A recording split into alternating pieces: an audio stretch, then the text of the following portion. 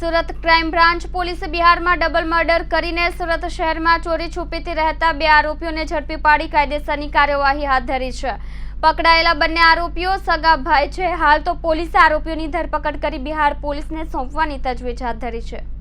આ અંગે crime branch પોલીસે જણાવ્યું હતું કે સુરત પોલીસ કમિશનર દ્વારા સૂચના આપવામાં આવી છે કે બીજા રાજ્યોમાં ગંભીર ગુનાઓ આચરી પોતાની ધરપકડ ટાળવા સુરત શહેરમાં રહેતા આરોપીઓને તાત્કાલિક પકડી કાયદેસરની કાર્યવાહી કરવામાં આવે। જે અનુસંધાને સુરત ક્રાઇમ બ્રાન્ચ પોલીસની ટીમ પેટ્રોલિંગમાં હતી। આ દરમિયાન બાતમીના આધારે પાંડેસરા હરિઓમનગર સોસાયટી નજીકથી અનંતકુમાર ભીખુદાસ અને અભિષેક કુમાર ઉર્ફે બાબુ ભીખુદાસની ધરપકડ કરી છે। પકડાયેલા આરોપીઓ વિરુદ્ધ બિહાર રાજ્યના ડેલ્હા પોલીસ મથકમાં હત્યાનો ગુનો નોંધાયેલો છે। આરોપીઓની પૂછપરછ કરતા તેમણે જણાવ્યું હતું કે બિહારના ડેલ્હામાં બંને આરોપીઓ ફાસ્ટ ફૂડની લારી ચલાવતા હતા। જે ધંધાના કામ માટે રવિકુમાર નામના વ્યક્તિ પાસેથી 50,000 રૂપિયા ઉછીના લીધા હતા। જે રૂપિયા લેવા માટે રવિકુમાર અને તેનો મિત્ર પ્રિન્સ કુમાર તારીખ 3/6/24ના રોજ સાંજના 6 વાગે આવ્યા હતા। તે વખતે આ બંને ભાઈઓ સાથે રૂપિયા બાબતે બોલાચાલી થઈ હતી અને આવેશમાં આવી બંને ભાઈઓએ રવિકુમાર અને પ્રિન્સ કુમાર પર તીક્ષ્ણ ધારદાર હથિયારો વડે હુમલો કરી નાખ્યો હતો, જેમાં બંનેના મોત નીપજ્યા હતા। બંને ભાઈઓ હત્યા કરી તેમની માતા સાથે વતનથી ભાગી ગયા હતા અને સુરતમાં ચોરી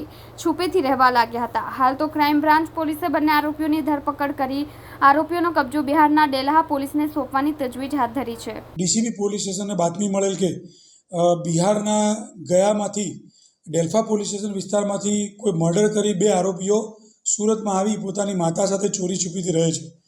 આવી બાતમી હકીકત આધારે ડેલ્ફા પોલીસ સ્ટેશનનો સંપર્ક કરી એફઆઈઆરની વિગત મંગાવતા એવી માહિતી મળેલી કે એક રવિ કુમારનો માણસ છે જે ફાસ્ટફૂડની લારી ચલાવવા માટે બંને ભાઈઓએ એની પાસેથી 50,000 રૂપિયા ઉછીના લીધેલા।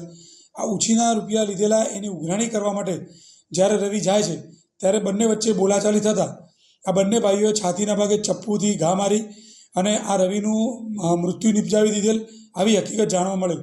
જે હકીકતના આધારે અહીંયા અમને બાતમી મળેલી કે બંને આરોપીઓ પાંડેસરા વિસ્તારમાં છુપાયેલા છે। ક્રાઇમ બ્રાન્ચની ટીમે ગતરોજ બંને આરોપીઓને લાવી અને ધરપકડ કરી છે। બિહાર પોલીસને જાણ કરી અને અત્યારે બિહાર પોલીસ લેવા માટે આવી રહી છે।